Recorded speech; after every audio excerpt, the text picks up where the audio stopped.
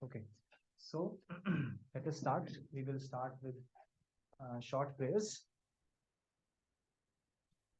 So all of you, please try to repeat after me. Om Ajnanatimirandasya Jnananjana Chakshurunmilitam Yena Tasmai Shri Guruve Namaha Shri Chaitanya Manobhishtam Sthapitam Yena Bhutale Swayam Rupa Kadamahyam Dadati Swapadantikam Vandeham Shri Guroho Shri Yuta Padakamalam Shri Gurun Vaishnavamsha Shri Rupam Sagrajatam Sahagana Raghunathan Tam Sajivam Sadvaitam Savadhutam Parijana Sahitam Krishna Chaitanya Devam Shri Radha Krishna Padan Sahagana Lalita Shri Vishakhan Vitamsha He Krishna Karuna Sindhu Deenabandhu Jagatpate Gopesha Gopika Kanta Radha Kanta Namostute तप्त कांचन गौरांगी राधे वृंदावनेश्वरी वृषभानु सुते देवी प्रणमामि हरिप्रिये वाञ्छाकल्पतरुभ्यश्च कृपा सिन्धुभ्य एव च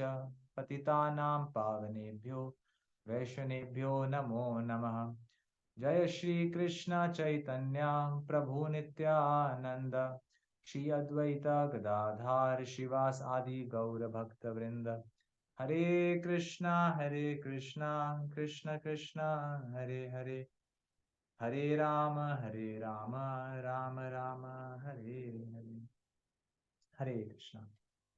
So I would like to welcome everybody who have joined for today's session. Let me share the shloka. Okay. So as you can see on my screen, we have covered till 6th.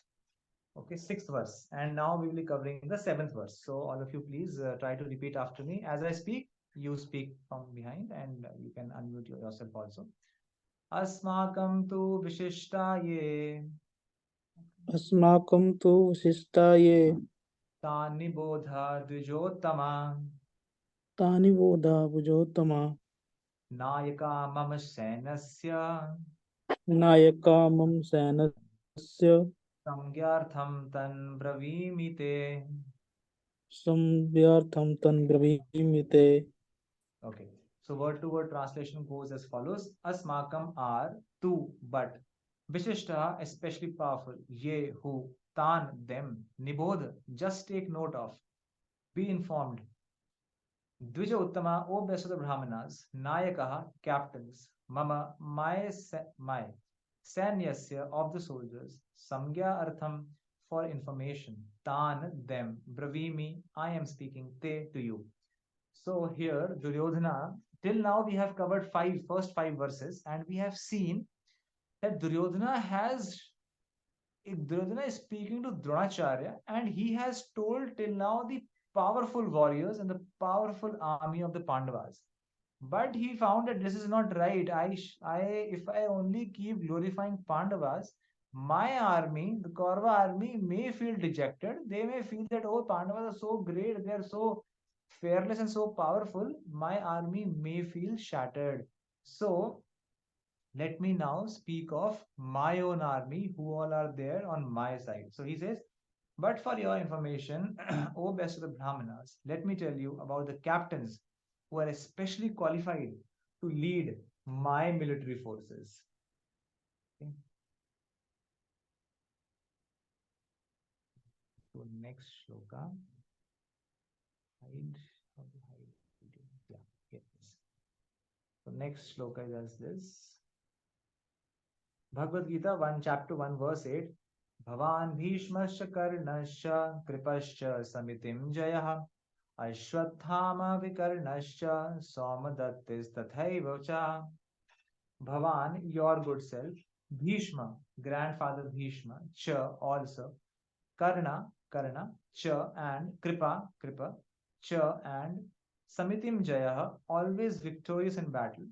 Ashwathama, Vikarna, Cha, as well as Somadatti, the son of Somadatta, Tatha, as well as Eva, certainly Cha also.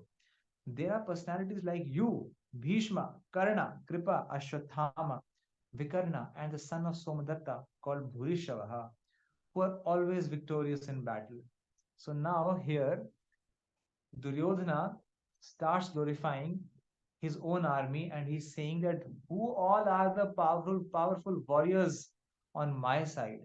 So he says there are great warriors like you, Drona, and then he takes the name of Bhishma Pitama. And then he takes Karna's name and then he takes Kripacharya's name. So we can see how politically and diplomatic he's taking the names here of different armies. Why I'm saying he's very political? Because Bhishma Pitama is elder, he's Pitamaha, he's um, more skillful, but still he's not taking Bhishma Pitama's name first. He's taking Drona's name first. Then he takes Bhishma Pitama, then he takes Karna name, and then he takes Kripacharya. So ideally, he should have taken Kripacharya's name before, and then he should have gone to Karna. Then he's taking Ashwathama, and then he takes name of Vikarna. Now, suddenly from where Vikarna has come, nobody knows who Vikarna is, but he's still taking the name of Vikarna, and we'll see why it is like that. So we have already discussed about who Dronacharya is. Now we will come to the point of how great Bhishma is. So we know this Bhishma Pitama is coming in the lineage of Dushyanta, or you can say Bharat Maharaj. Hmm? And then comes a great king called as Shantanu Maharaj. So once upon a time, while Shantanu Maharaj was roaming around, he went to the forest, a place where Siddhas and Charanas roam. They're all the heavenly people. And there he saw a very, very beautiful woman. And just by seeing the beauty of that woman, Shantanu became attracted and he decided, I want to marry this lady. He approaches that lady and he says, oh, dear lady, I want to marry you. So that girl says, okay, I have no problem marrying you, but I have condition. He said, what conditions are you having? He said, you will never get angry on me, first condition. Second, whatever I do, you will never question. You will always agree to whatever I say. Now, Shantanu Maharaj that time was captivated by lust and her beauty, and he says, all right. So they both get married. Now, this lady was none other than Mother Ganga personified herself. And as they got married, they started begetting children. So, the first child was born, and Ganga Maya picked up the child and threw in the water, and the child was dead. Now, Shantanu Maharaj was very astounded. He was very perturbed. He was shocked that how could such a lady kill her own child? But he did not say anything because there was a promise from his wife. A second child was born, same thing happened. Third was born, same thing happened. Like that, Mother Ganga killed seven children constantly. Now came the eighth child. When the eighth child came and she was about to throw the child in the water, Shantanu Maharaj could not contain himself and he said, stop. Oh, cruel lady, how can you kill your own children? Don't you have a heart? Don't you know how sinful it is to kill small children? How can you do that? As soon as Shantanu Maharaj said this, Mother Ganga said, all right. So you have now broken the promise. I will not kill this child. I will take this child with me and I will return it to you at the right time. And Mother Ganga departs from that place. Now, somebody may think that, oh, how can Mother Ganga be so cruel? But she is not cruel. There's another story behind it. The story behind it is once upon a time there were 8 Vasus. They were playing with their wives. And one of the wives saw a cow. The cow was very, very beautiful, very sweet. So she said to Vasu's husband that I want this cow. So they said, no, no, this cow does not belong to us. This cow belongs to Vashishta Muni. And if we take this cow with us, then we will be punished. But those wives were not hearing. They were adamant to get that cow. So the eight Vasus went and they stole the cow. Now, when the cow was taken by Vasus, Vashishta Muni got to know this. He was angry and he cursed all of them that, oh Vasus, I curse you that you will fall down and you will now take birth in the earthly kingdom. Now, for somebody to come from heavenly kingdom to the earthly kingdom is actually a curse. So they all became very disturbed and they were sorry and they went to Vashishta Muni and they begged forgiveness. So Vashishta Muni said, all right, I have already given you a curse. It cannot be taken back. But what I will do, your duration in this earth would be reduced. But the one Vasu who actually stole the cow, his duration would not be less. He would have to stay for longer duration on the earth. They said, all right, fine. So these 7 children, these 7 Vasu, 8 Vasus went to Mother Ganga and they said, "Oh, Mother Ganga, we want to become your children." And therefore, this whole story happened. And the 7 children who were killed were actually those 7 Vasus. And Mother Ganga actually helped to get them liberated as soon as possible.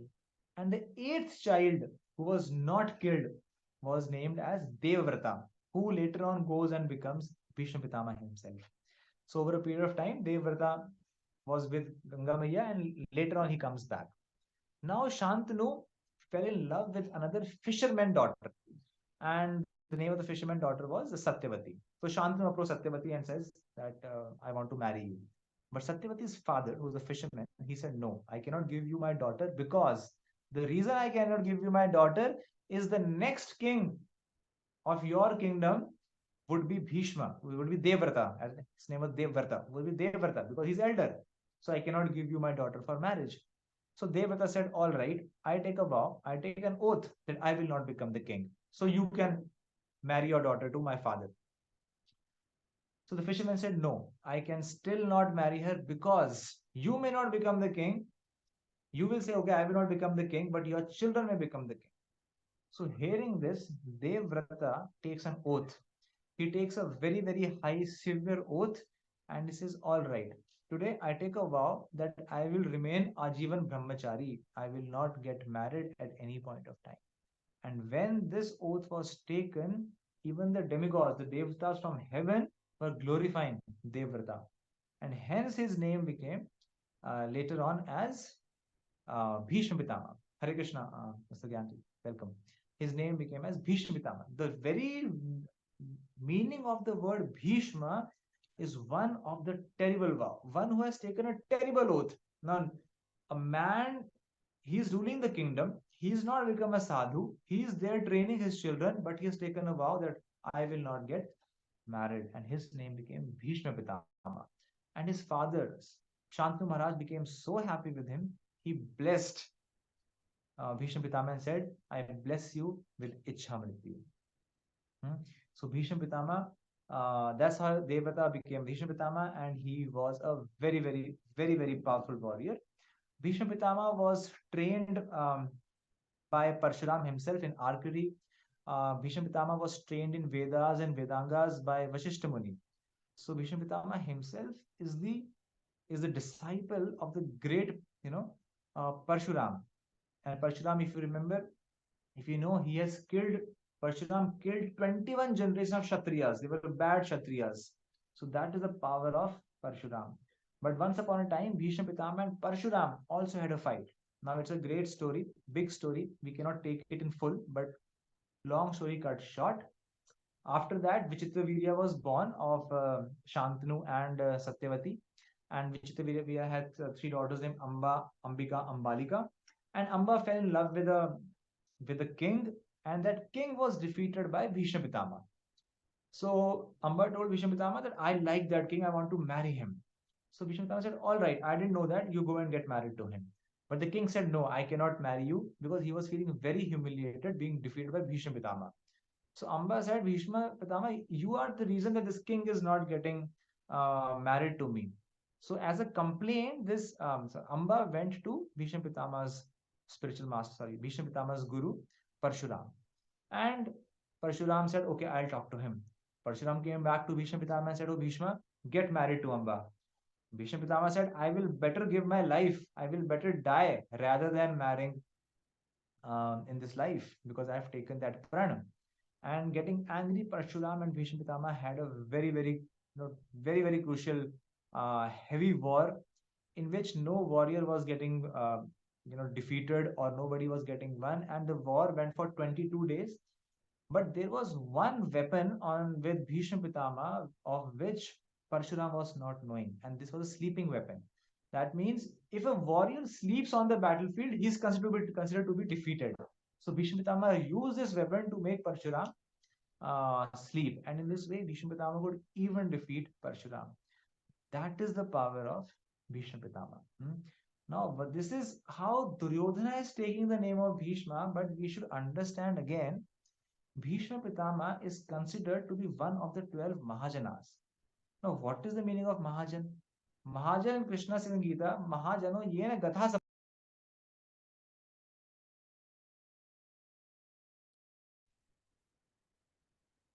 Yeah, Hare Krishna. You can hear me, right? Yes. Hare Krishna. Okay. So, where were we?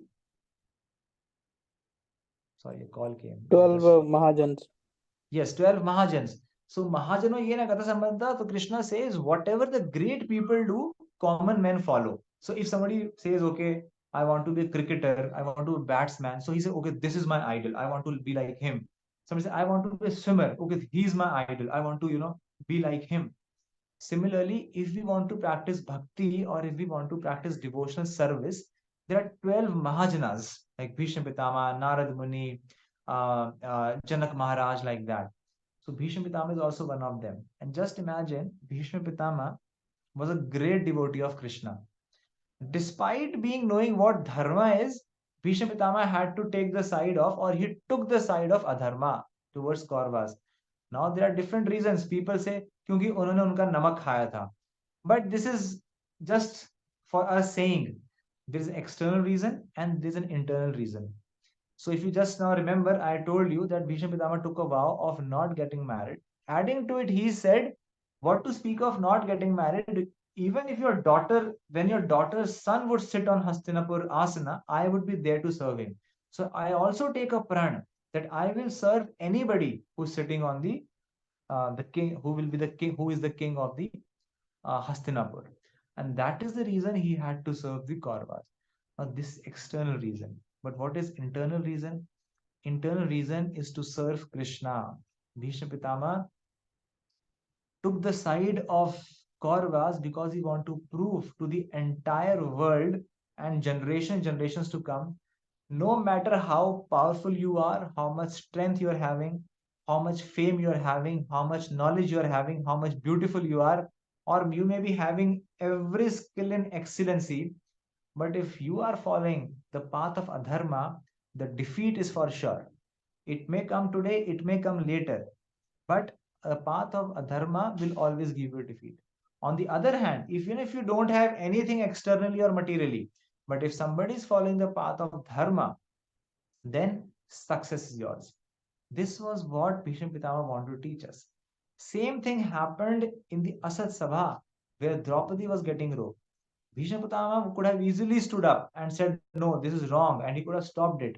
But no, here again, Bhishma Pitama wanted to prove here that nobody will come to your help, and at the last, it is Lord Krishna himself who came and held Draupadi. So Krishna often uses his own devotees to take the side of adharma to glorify the devotees themselves. And then you see on the 10th day, Bhishma Pitama lies down on the Bano ki Shayya, and he did not give up his pran till the end of the battle because he wanted to hear the Pandavas won. And when the Pandavas won and Bhishma Pitama, all the Pandavas in the kingly attire with Krishna came to Bhishma Pitama. Bhishma Pitama gave a great gyan of dharma to Yudhishthira Maharaj, and in that gyan he also spoke of the Vishnu Sahasranam. That is how it is. Similarly, we see in the Ramayana, Mother Kaikeyi. Now, Mother Kaikeyi is considered to be one who gave Vanvas to Lord Ram, but Kaikeyi was a Lord Ram was very dear to Mother Kaikeyi. But one night before, when Ram was about to get coronated as the king, all the Devatas came to Kaikeyi and they said, "Oh mother, if Ram does not go to the forest, how will he fulfill the purpose of coming in this world? That is to kill the demons, to kill the Rakshas. So you please ask this boon from Dashrath Maharaj that send him to the Vanvas, send him to the forest." And Kaikeyi mother did that as a service to Dharma that she asked. And so much so that she knew that if I did that, then everybody would hate me. And hate to such an extent that nobody keeps their daughter's name as Kaikeyi. But Mother Kaikeyi, being a great devotee of Lord Ram, took this thing. So this is how the devotees are. Next, he takes the name of Karna. Now, Karna again is a very powerful warrior, a very complicated history. He was obviously a very controversial figure also in Mahabharata. People sometimes praise him, sometimes they do not praise him, and sometimes they despise him. Karna, we will take a separate session altogether understanding what Karna is and what is the mentality of Karna. But in short, Karna was um, a demon in the last life, and in this life he was born as he was the eldest of the all Pandavas, but that was kept as a secret by Kunti Maharani. And Karna was called as Sutaputra. He took the side of Duryodhan, and many people despise him, saying that he should not have taken side of Duryodhan because it is adharma. Now some people say, all right, he took the side of adharma because the Duryodhan made him the king of Anga. He became the Angaraj. But this statement is just like saying, just like as a terrorist organization give lot of money to the family of terrorists, and they say that you go and die in the battle, you not in the battle, but you take a suicide bomb and kill people on the Indian side, and we will serve your parents, we will give them the money. So is this right or is this wrong? So obviously, just by taking some financial help, one should not take the side of adharma. And we can also see the example of Lord Ram. He also went through so much trouble in his life, but he did not take any wrong side. Moreover, Pandavas, if we see the life history of Pandavas, they were always in trouble. There was not a time when they were not in trouble, but still they always took the side of dharma. Therefore, whatever difficulties, whatever problem may come in life, we should always take the side of righteousness, dharma. That means the words of God. All right. Then he takes the name of Kripacharya. Okay. Uh, See here, when he takes the name of Kripa, he also says Samitim Jaya, always victorious in battle. He has taken Karna's name, but suddenly remembers, oh, I have done a mistake because Kripa's name should be taken first. Therefore, he immediately uses a special word, a verb, that who is Kripacharya? Who is always victorious in battle. So, uh, we have already covered this, that Kripacharya had twin sister called Kripi. Kripi married to Dronacharya, had a son named Ashwathama. Kripacharya is also a Chiranjeevi. So, you know, Chiranjeevi are the people who will always live. Just to remember few of them, like Kripacharya Chiranjeevi, Ashwathama is Chiranjeevi, Hanumanji, Vyasadev, Bali Maharaj, Parshuram, Markandeya Rishi. Yeah, these are the few Chiranjeevis who are always living. So Kripacharya is one of them. Ashwathama. Now, talking of Ashwathama, he was not a great warrior, although his tendency was always adharmic. He did not know what is right and what is wrong. He had been given he was just like when Duryodhana was born, he was braying like a donkey. When Ashwathama was born, he was crying like a ashwa, like a like a horse. And Ashwathama's father, uh, Dronacharya, was a great devotee of Lord Shiva. So Ashwathama was blessed with a money on his head. So this money was a very powerful money. Due to this money, it was a benediction on him that he will not feel hunger, he will not feel thirst, he will not feel tiredness in the battle as well. So Dronacharya had given the Brahmastra to Arjuna, but out of his compassion, he also gave Brahmastra to Ashwathama. So yes, Vibhishan also. Yes, you're right. Um, Ajit Prabhu. So Ashwathama was given the Brahma. Dronacharya called Ashwathama to his own cabin and said, hello, Ashwathama, I understand that you're very emotional, you're very angry. You do not know what is right, what is wrong. You do not know the difference between dharma and adharma. But still, out of my compassion, I am giving you this knowledge of Brahmastra.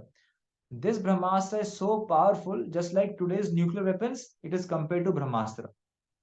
But I would warn you that do not use this Brahmastra unless until needed. Do not use it out of vengeance from somebody. Do not use it out of anger or jealousy or enviousness. Although Dronacharya knows that none of this thing will come to Ashwathama's mind. And when Ashwathama got Brahmastra, he became extra proud. So proud that he even went to Krishna and said, Krishna, I also want to have Sudarshan Chakra of yours. Krishna says, will you be able to handle it? So Ashwatthama laughed. He said, which which instrument is there? Is what sort of weapon is there in this world which I cannot handle? So Krishna says, all right. So he says, Sudarshan, from today onwards, you belong to Ashwatthama. So Sudarshan goes and sits on the finger of Ashwatthama, but it burns him. It burns him so bad that he immediately gives it back to Krishna. So he was not able to handle it. And we know already that when the battle was over, at almost at the end, Ashwatthama went to the side of the Pandavas and in the dead of the night, and he saw there that there was an owl and there was a crows. Now this owl was hitting the crows, so he got an idea that in the afternoon time, these crows hit the owls, they kill him, they try to kill him, but in the night time, when the crows are less powerful and owl is more powerful, he is hitting the crows and their owl is killing the crows. So I will also use the same strategy. He went inside the chamber to kill the Pandavas, but Pandavas were enjoying somewhere else the victory, and he by mistake killed the five sons of the Pandavas. Knowing this, even Duryodhana was very shattered. He said, Oshanama, what you have done? You have killed our own, who will now rule? How will our Vanshaj move ahead? Who will rule Hastinapur? You have not done this thing right. Now, when Yudhishthira Maharaj saw that my five children are dead, Bhima was so angry. Yudhishthira Maharaj was very disturbed. They went and caught hold of Ashwatthama. Even Krishna was so much angry with Ashwatthama that Krishna said, I curse you that till the end of Kali Yuga, Krishna asked Bhima to pull out his money, and he said that you will always be stinking. There will always be blood around your body. You will have no power, and there would be no repentance. You cannot chant any mantra. You cannot do anything by which you will be out of pain, and you will live like this till the end of Kali Yuga. So that was the condition which happened of Ashwatthama. So Ashwatthama and Arjuna, when they were fighting, they both released a Brahmastra. But then Vedvyas came and he said, no, no, please don't do that. World will be in trouble. So Arjuna called back the Brahmastra, but Ashwatthama did not know how to do that. So he said, okay, let me just redirect my Brahmastra to the womb of Uttara. Because in the womb of Uttara was Parikshit Maharaj, the last um, the last heir of the Pandavas. Now, when this was going towards Uttara's womb, Krishna, came there and he protected Parikshit Maharaj in the womb. Therefore, Parikshit Maharaj was so blessed that in the womb only he took darshan of Krishna. Therefore, Parikshit, one who अक्ष से अपनी आंखों से उन्हें womb में ही दर्शन कर लिया भगवान के. Therefore, his name was Parikshit Maharaj. That's how Ashwatthama was. And then Vikarna. Now, who is Vikarna? Suddenly, from where this name is coming? Nobody has heard his name. Now, out of 100 Kauravas, when Draupadi was getting disrobed, Vikarna is also the brother of, he's one of the Kaurava. He was the only one who stood up and he said, Oh, Duryodhan, what you are doing is wrong. Do not do that. So Karna said, when the elders are not speaking, who are you to speak? Karna also said that Draupadi is a whore. She's a prostitute and there is no harm in disrobing her sari. This was Karna's mentality. So Duryodhana was fearful that Vikarna might not fight properly or he might go to the side of Pandavas. Therefore, he takes the name of Vikarna, although he was not a very powerful warrior as others. And the son of Somadatta called Bhurishavaha. He also takes the name of Bhurishava. Now, who is Bhurishava? So Bhishma Pitama's father is Shantanu Maharaj. Shantanu Maharaj's brother is Bahilika, and Bahilika's son is Somdatta. So you got the connection, right? Bhishma Pitama's father is Shantanu Maharaj. Shantanu Maharaj's brother is Bahilika, and Bahilika's son is Somdatta, and Somdatta's son is Bhurishavaha. Okay, and he says, who all are victorious in battle. Okay, next, let's go to chapter 1, 9th verse. Let's see here. अन्ये च भव शूरा मद अर्थे त्यक्त जीवितः नाना शास्त्र प्रहाराना सर्वे युद्धा विशारदः. There are many other heroes who are prepared to lay down their lives for my sake. All are well equipped with different kind of weapons, and all are experienced in military science. Anyeche bahava suraha, others bahava. He, here he's saying that there are many other warriors like these. Great number, suraha, heroes. Mad arthe, for my sake, takta jivita. See, the word takta in Sanskrit is a past tense. So the commentary is given by acharyas that instead of saying that they are ready to give my life, he is using the word they have already given the life. They are prepared to risk life. So somehow he's saying that they've already gone and dead. We'll read in Bhagavad Gita 11th chapter. Krishna also says to Arjuna, "Oh Arjuna, all these warriors, I have already killed them. Their adharmis, I have already killed them. I am just inviting you to become an instrument and glorify yourself." Okay, so त्यक्ता जीवितः, ऐसे बोलते हैं जब बुरे, जब when there is a wrong thing about to happen, there is a lakshan which comes up. So ये एक लक्षण था कि they are about to get defeated, prepared to risk their life. Nana, many shastra, so they have weapons. Praharana, equipped with survey, all of them yuddha visharada, their experience in military science. So they know shastra also and they know shastra also.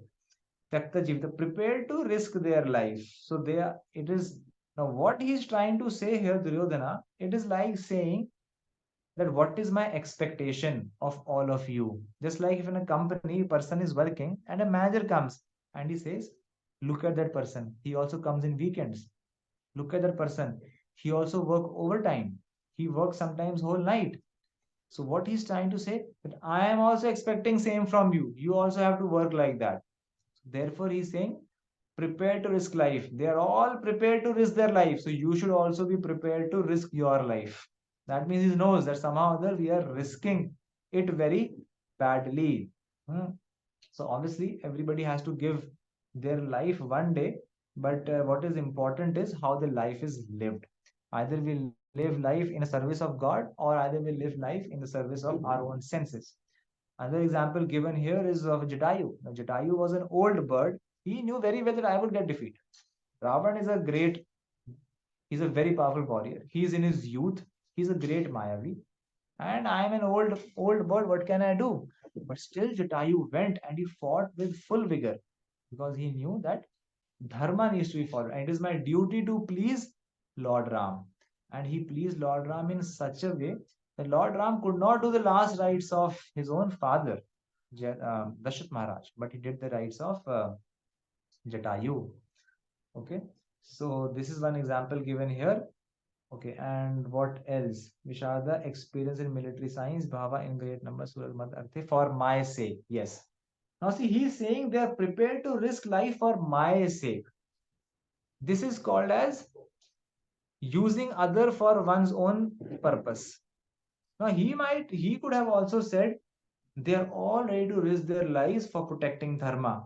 They're all ready to risk their lives so that we can become the king and we can serve the society and we can establish right principles in society. But no, his whole purpose of fighting the battle is I want to become the king. I want to enjoy the post of kingship.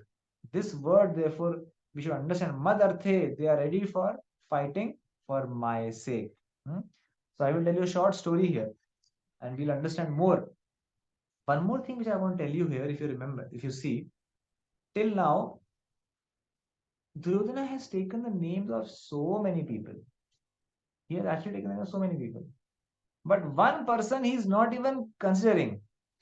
The most important, the root because of whom the whole battle was won, and that is Lord Shri Krishna.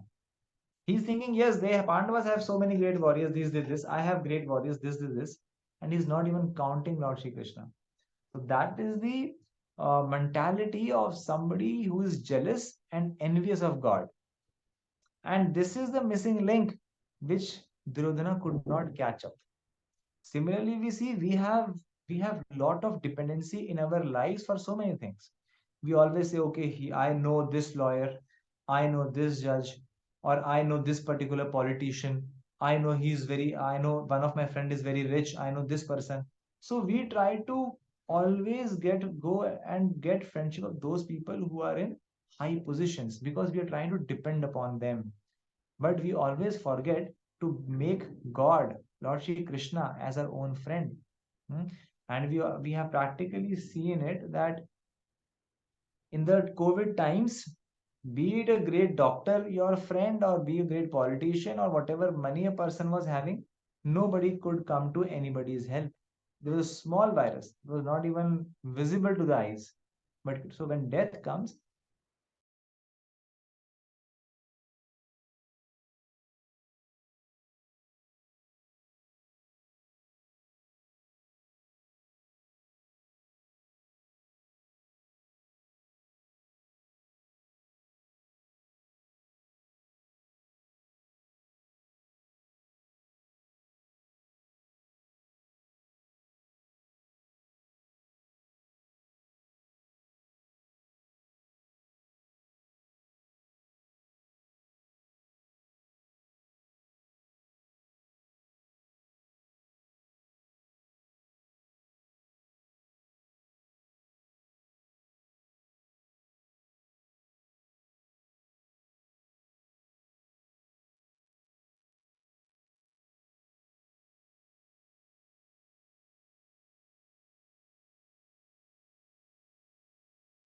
yeah, Hare Krishna. Sorry, I don't know what happened suddenly. Yes.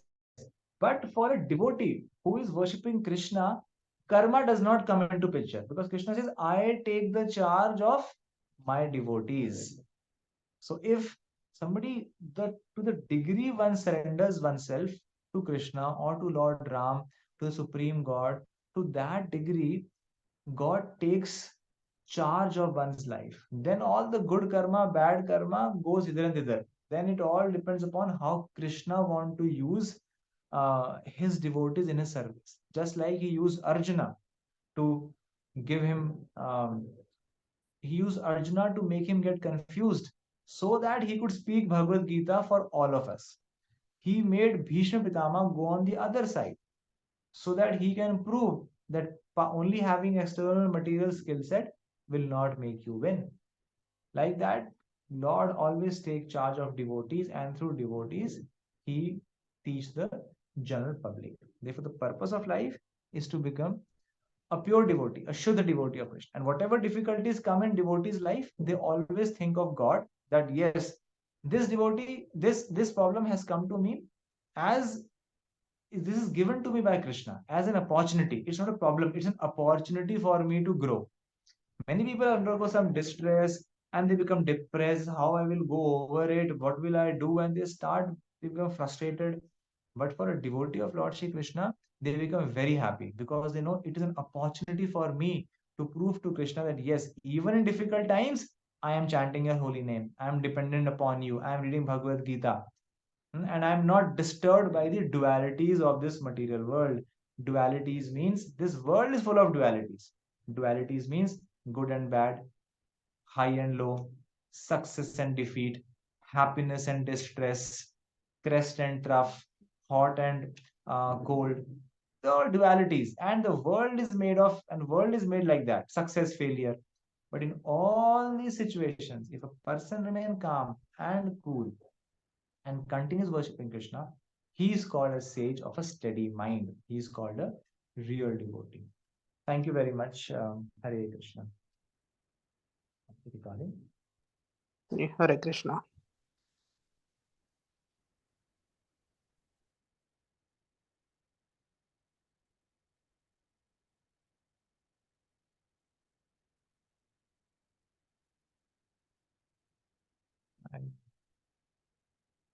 Okay, thank you very much.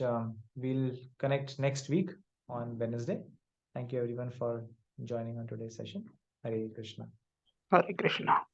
Hare Krishna.